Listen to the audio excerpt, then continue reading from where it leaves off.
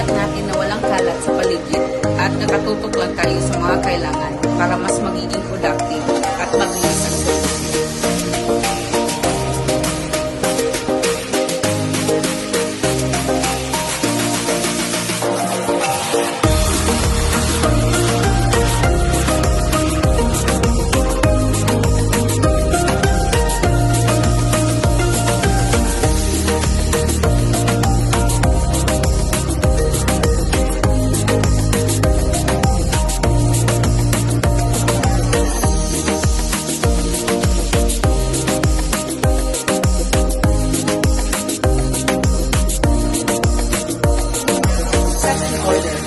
Ang bawat item ay may sariling bahay at ang lahat nasa tamang lugar.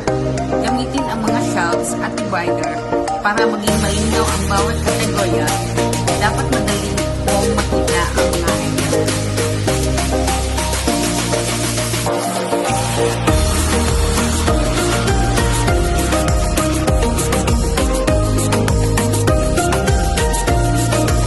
Pagkain, tiyakin na bawat sulok ay walang alikabok at walang basurahan na iwan. Ang paglilinis ay ang pinakamadali at pinakamurang paraan upang maiwasan ang malilimutan. Kapag malinis ang ating tindahan, mas maging at ipos mga customer. Standard dance. Ito ang pag-iisang ayon sa ating mga pinakamahusay na paraan sa pag-ayos at paglilinis. Tingnan natin ang mga bag. Bawat item dapat may takdang lanangganan. Lahat ay nakamarka at madaling hanapin. Ito ay hindi lamang tungkol sa itsura. Ito ay tungkol sa efficiency.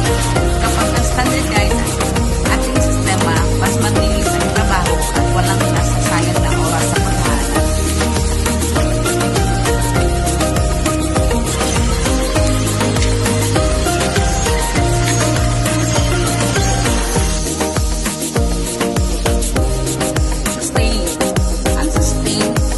Sasabuhay sa ating disiplina. Tingnan natin ang maliliit na detalye at pag-aayos